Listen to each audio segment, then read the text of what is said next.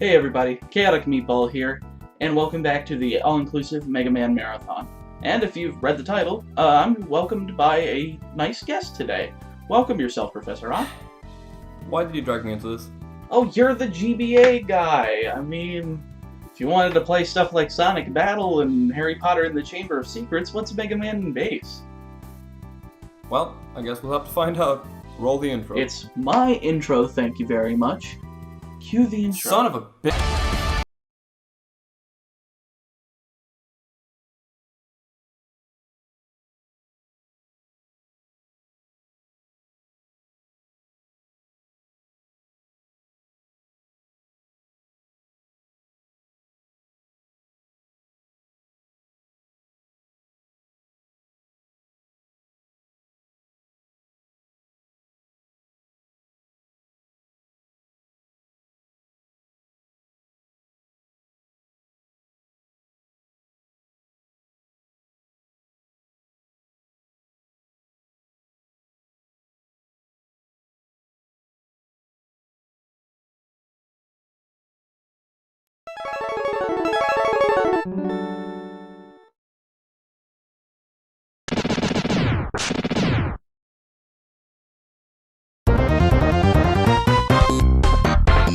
Mega Man in Base was originally released in 1998 for the Super Famicom under the name Rockman and Forte, the year after Mega Man 8 was released. I never actually understood why they decided to hop back a generation in hardware, but after doing some research, it's because electronics have a much longer lifespan in Japan than they do in America. Something about the societal differences, always wanting the latest greatest thing rather than actually thinking about the quality of what they actually originally had and what it can still do. And since Capcom was still considerate of their fans at the time, Mega Man Legends 3, they decided to give the fans another game on the SNES, in case they didn't happen to own a PlayStation or Saturn at the time, which chances are, if you were a Nintendo family at the time, you probably picked up a Nintendo 64 and missed out on all of Mega Man's PlayStation adventures. It's a similar problem with Castlevania Rondo of Blood and Dracula X.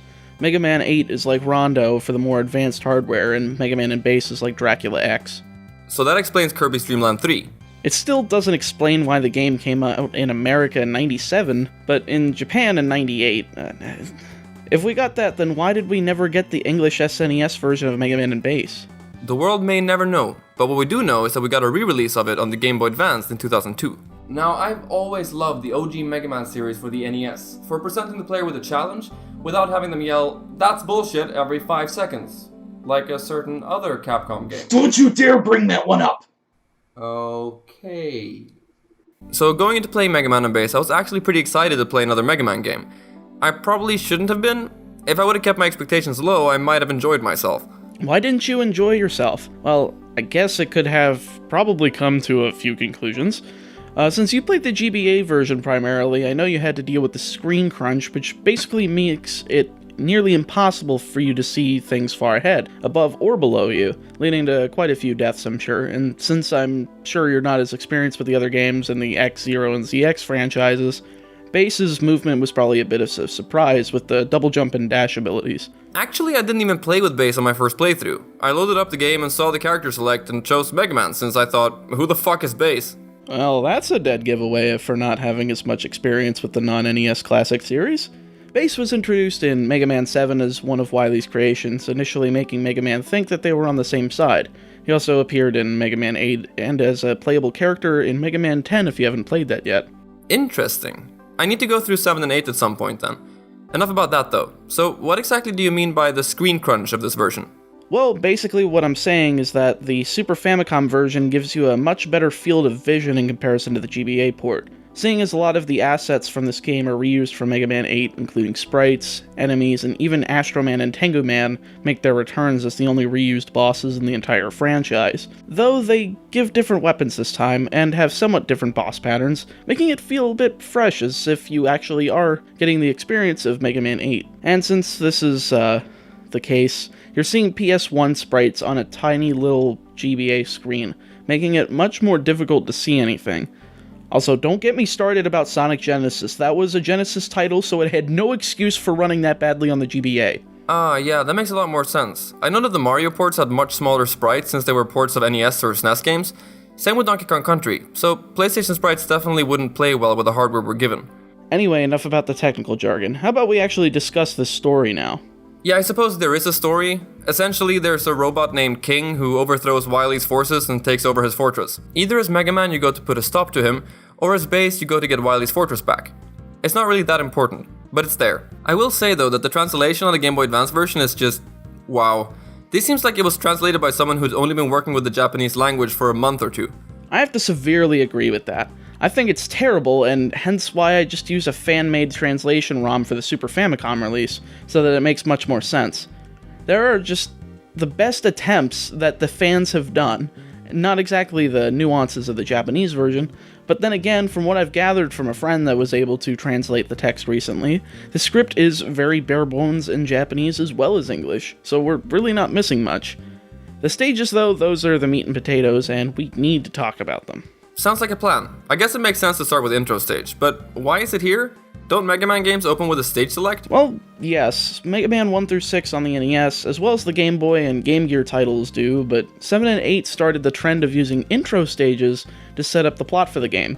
But this is the apex of intro stages for the classic series. Since this is an actual stage and not just a straight shot to the boss, it teaches you the mechanics of the game as well as your moves with each character. It's well done, and I really enjoy the boat section here where it's going up and down. It reminds me a lot of Blizzard Man's stage from Mega Man 6 that uses the same sort of idea. I was actually intimidated that they used the Devil Boss as the intro stage's boss fight, but it really wasn't difficult, just intimidating. I agree, but it's very easy to take down, and you really don't even have to move if you're playing as Base. Just aim the Buster to do damage and destroy the little globs that come charging at you. It's actually quite cathartic to do it that way. So I see there's a save feature. That's nice to have in comparison to the password-ridden NES games. Yeah, I really enjoy having a save feature here since you can basically have multiple files for different playthroughs. And if there's one thing the GBA version has over the SNES version, it's definitely that it brings up a text box for whenever the game is saving at a checkpoint, giving you a feeling of where you'll respawn if you end up dying, which is a great function that I wish it was in the games after this, but alas. Now that I'm at the stage select though, why can I only choose 3 bosses? This looks completely different from the openness that was available to me in the other games. Well, yeah, arguably that is a poor choice, though there are some positives in it. You've got the availability of Cold, Astro, and Ground Man at the beginning, which are all somewhat viable choices to take on with your normal weapon. Though Cold Man is the obvious choice since his pattern is super easy to memorize and take down without losing a life. If I can say right now, I find all of the bosses to be fair and definitely beatable with the default weapon, aside from 2 of them when we get to them later on. The best thing is that this blocks off 2 bosses, Burner Man and Dynamo Man, both of which you won't want to face with your normal weapon, believe me. Oh, I believe you after playing it. I can't wait to rip into Burner Man. You'll get your chance. Let's just get started on Cold Man first. I don't find his stage very special at all, just generic ice physics and platforms that shatter after a certain period of time. It got me once or twice on the spikes, but I give that up more to the screen crunch than anything. Yeah, I can definitely attest to that. I remember my first playthrough, I made sure to do this on the Super Famicom version since I did not want to deal with the trash screen crunch. And it was much easier to complete this section with more room to see and maneuver. It's possibly because I was also playing as Base at first, so it makes it a hell of a lot easier than with Mega Man's singular jump. Cold Man is such a joke, though I think the only thing that was hard about it were the clouds that spawn during the fight, which I'm assuming are much easier with Base's aimable Buster. Actually, as much as the aimable Buster makes the fight much easier, his rapid fire shots do half damage in comparison to Mega Man's Buster, leading it to be a long, drawn-out fight, especially when you can charge up your shots for even more added damage as Mega Man. And yeah, I guess you could use the bolts you collect for upgrades. Yeah, I thought this was a neat addition that allowed me to get stuff like extra lives and upgrades to allow myself to heal with stuff like the Super Recover and Auto Recover if I ended up being low on health in a stage or right before a boss. Man, you really are a bit uninformed about the non-NES games, I guess. Since this mechanic was introduced in Mega Man 7 and changed in Mega Man 8, it returned to the way that they were used in 7 with this game. And there's quite a good selection of upgrades for Mega Man, like Odd mentioned. But there's a lot more upgrades that are equipable for Base, such as the Treble Boost, giving you yet another thing to make Base's playthrough much easier than Mega Man, since he doesn't get any of his rush adapters from the previous games. You know, I also realized that the energy tanks were missing from the game. I know they were used in 2 to 6. Is this a new thing, or...? Yeah, they didn't have them in Mega Man 8 either, but that game just had other functions for healing yourself if you needed to. But here, Mega Man has very few options, and just not as many as in 8, and Base has nothing. The only thing he can do defensively is equip the shield boost so he takes less damage. I think it's a decent upgrade and all, but damn. It's really difficult to take down some of the endgame stages with this in mind. Speaking of stages, I think it's about time I get to rip Burner Man a new one. This stage is a melting pot of bad. Throughout the stages I found myself getting pretty pissed off at some of the design choices. In the NES Mega Man titles, it felt like a new challenge or obstacle was introduced to you in a controlled environment before throwing other stuff at you. It never felt like they threw something at you out of the blue before introducing a way to dodge the damage. Especially with a static enemy. You hit it once thinking it's dead, but no, there's a second sneaky son of a bitch hidden behind the stage design. So you walk into it and take a hit.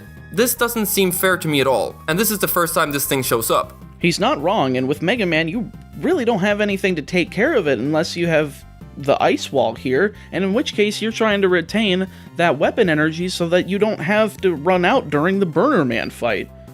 And with Base, of course, you can aim the buster, but how are you supposed to know that that was there in the first place?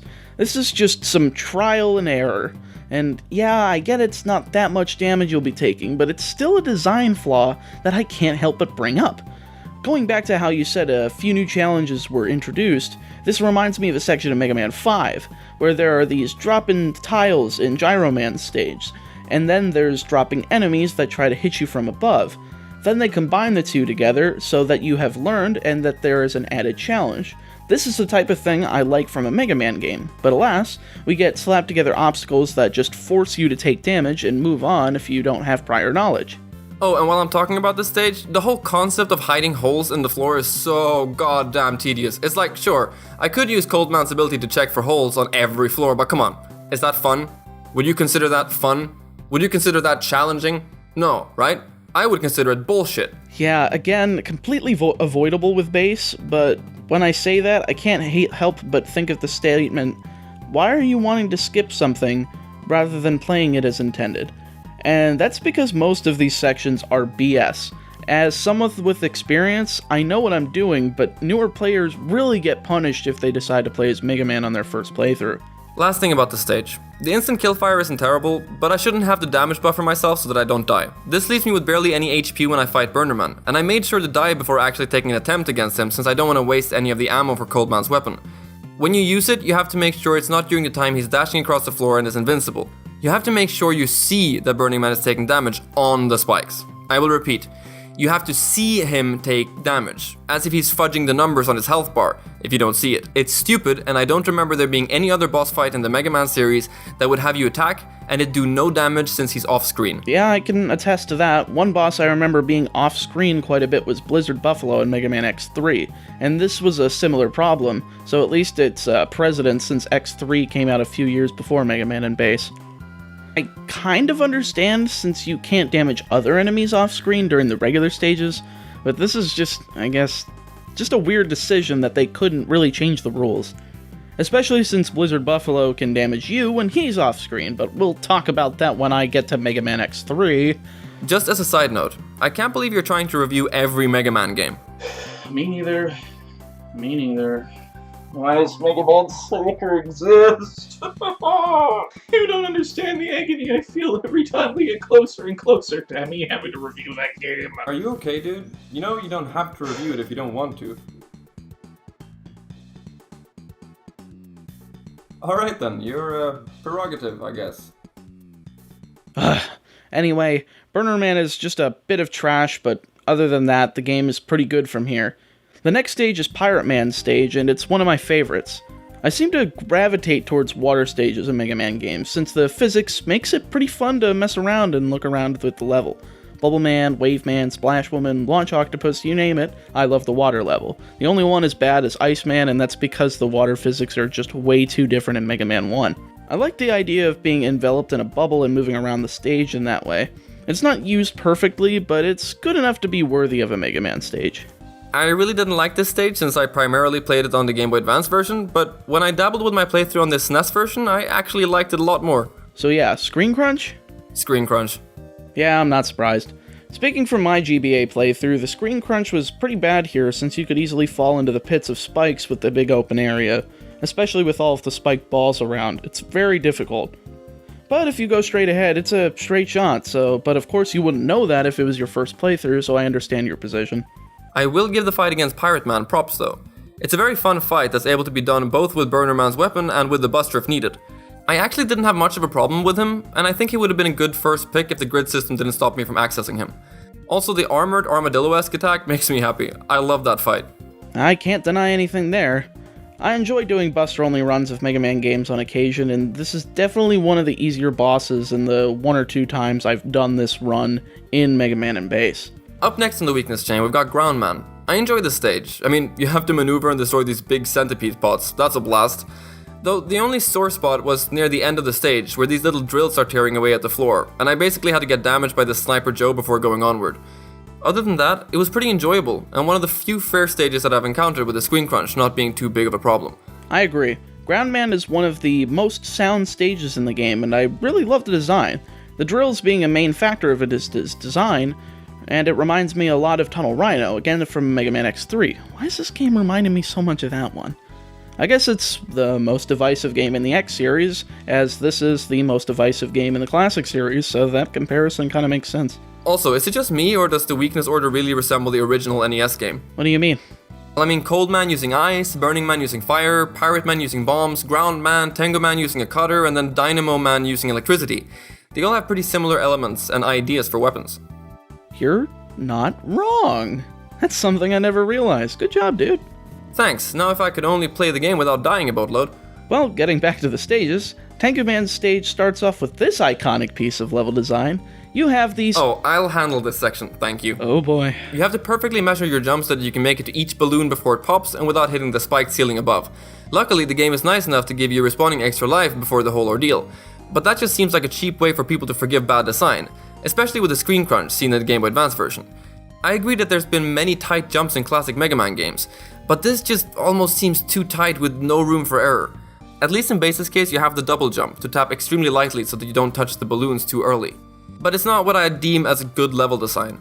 I couldn't say it any better myself, though I'll at least say that it's easier if you just allow yourself to fall to each balloon and give yourself the max height to jump over to the next one. But I guess as a first-time player of Mega Man and Base, you're not going to know that, so that's a perfectly reasonable argument. I will say that Tango Man's boss fight is pretty fun though. And if I recall correctly, you said that Tango Man was reused for Mega Man 8? Is his boss pattern much different? Not really, though he's much easier here than in Mega Man 8, since in that one, his weakness, the Ice Wave, could only be used on the ground, whereas here you can use the spread drill from Ground Man and basically make him a joke. He also gives you a different weapon, the Tengu Blade, which is definitely not as useful as the Tornado Hold. There's still a bit of a use for it, but it's definitely not as good as the original weapon. I did have fun using it, especially in Magic Man stage, since I could slide and it works as a weapon, taking down the smaller robots. Though I had to make sure it was refilled before the boss. The only thing that drove me crazy was that the mini-boss fell right on top of me, since Game Boy Advance, screen crunch, you know by this point.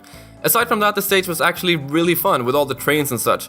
It reminds me of a circus or what a clown would— Don't remind me that most of this is from Clown Man's stage from Mega Man 8. Please. Why? What's so bad about it? Shut up! Don't talk about it! Wait, are you afraid of that? No, shut up, you! Alrighty then. Magic Man is a pretty easy boss with his patterns resetting with every use of Tango Man's weapon, but he did move a bit fast when I wasn't being too accurate with it. Agreed. Magic Man is one of those robot masters you don't take on with your normal weapon unless you know full well what you're doing, and he is really fast to boot. I wish they balanced the difficulty from this being piss easy with the weakness from it being headache-inducingly hard with anything else. I know that bosses are meant to be easy with their weaknesses, but they're also supposed to be beatable with the regular weapon, so that I do have to dock a few points from Magic Man, even though I really love the card motif.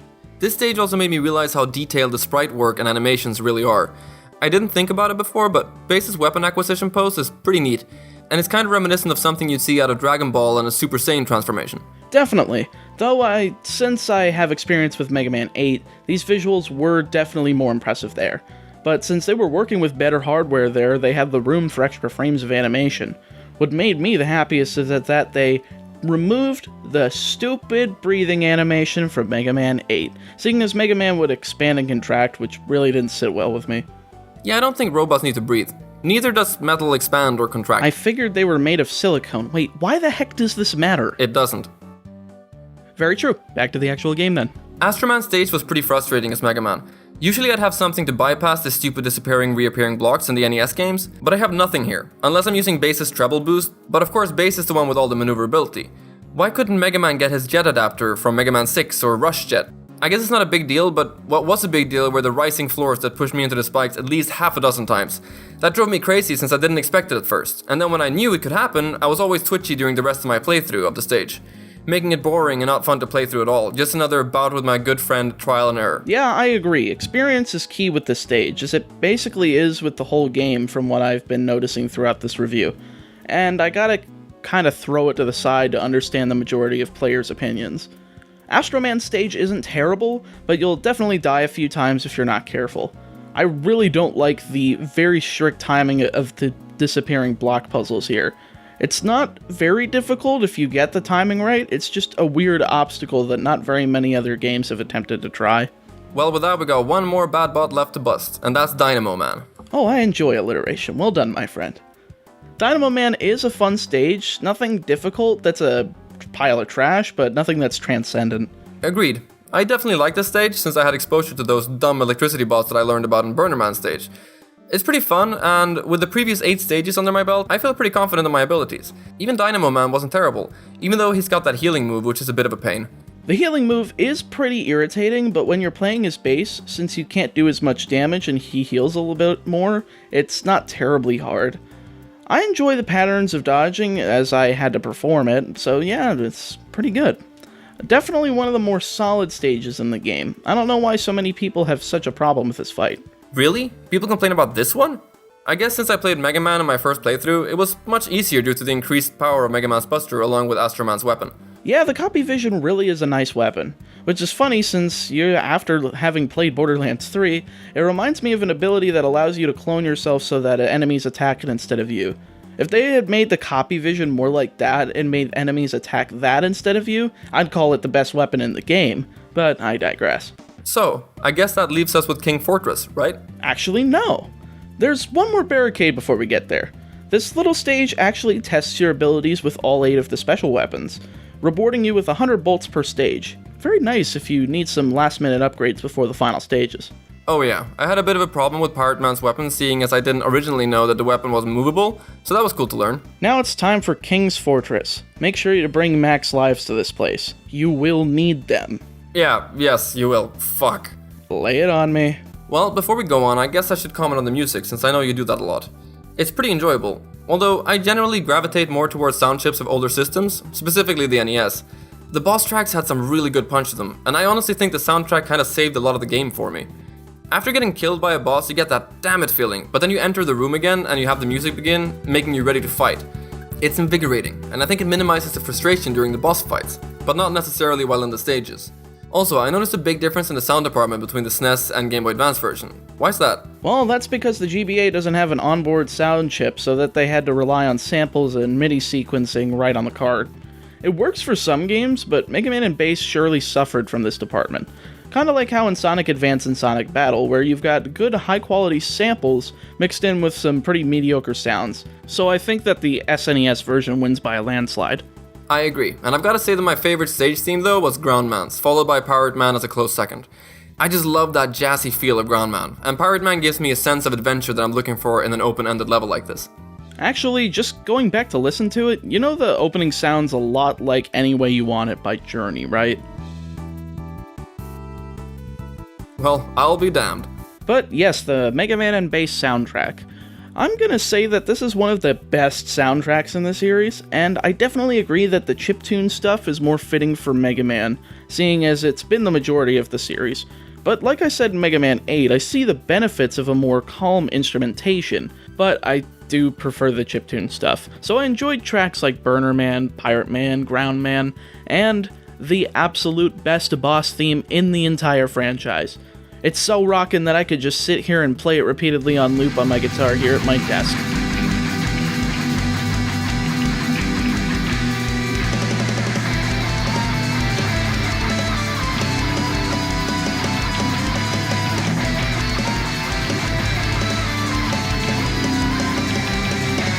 Hey, dude, I'm still here. Hello? Anyway, King Fortress 1 isn't a bad stage. The only cheap thing I can think of is if you don't get off the platform the boss is on when it dies, you'll fall into the instant kill lava and have to do it again. Yeah, you see, I didn't know that when it happened, so I died.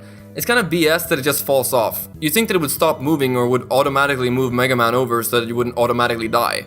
Well, you got past it. Good old trial and error, am I right? Yep, my best friend. Exactly, now you're getting it. Kill me. What? King Fortress 2. Right. You want to take the helm? Yes, please.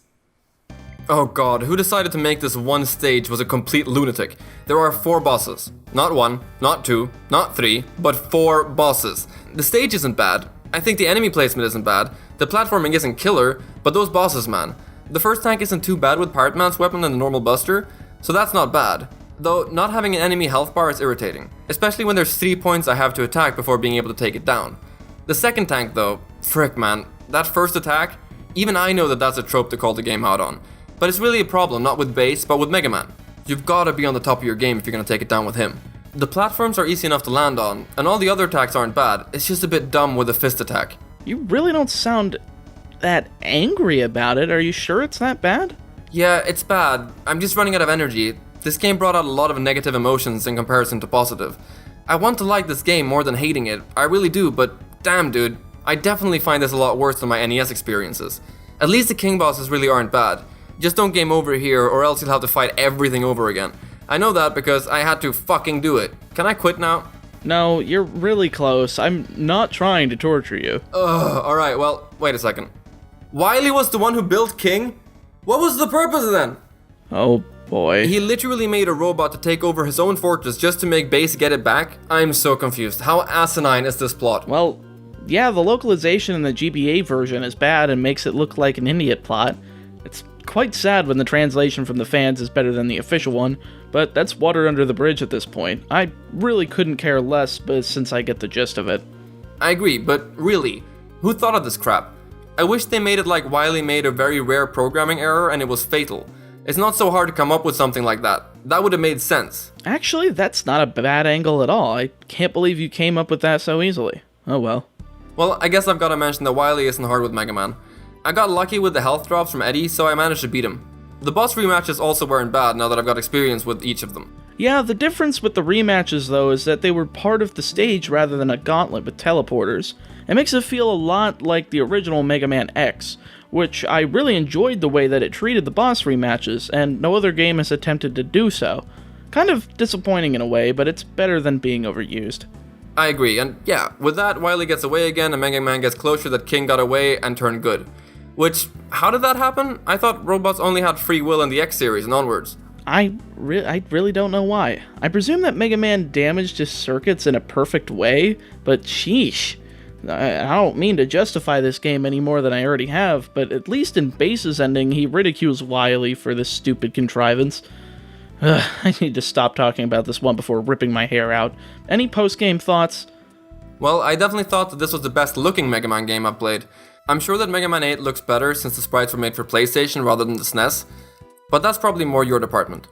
Well, I'm not extremely versed on the specs of these systems, but yeah, the colors are definitely washed out in comparison to the PlayStation, and that's more because of the limited color palette of the Super Famicom, so the sprites are not going to look as good, and I'm not as picky about it. I'm just surprised that 2 different art styles in the same series are present on the same console. That's pretty nifty, actually.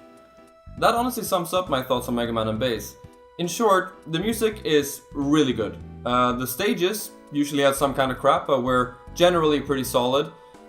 I'd recommend that you play the SNES version, not the Game Boy Advance version, because, well, the screen crunch makes it just a lesser title all around.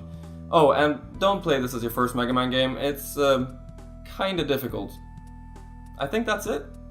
Yeah, that about does it for me too. I mean, what a humongous review out, by the way. I mean, geez. Seeing as I'm in the end of the section for the train, it's time. Join me next week for Mega Man 9. But before we end, I want to thank you so much, Professor Odd, for joining me on this review. Where can people find you? Well, they can find me on my YouTube channel. Professor Rod, there should be a link in the description below. That is provided that Meatball actually remembered to put it in there. Otherwise, I'll probably just yell at him in the comments or something. It'll get there eventually. Anyway, thank you so much for having me on. I really had a good time. Sure, it was a bit of a challenge for me. I'm not a Mega Man veteran or anything, but it was a lot of fun. I might want to come back actually. Maybe do Mega Man Zero or Battle Network on the Game Boy Advance. We'll see. Indeed, but until then, wherever you're watching it, whenever you're watching it, morning, evening, noon, night, take care and have fun.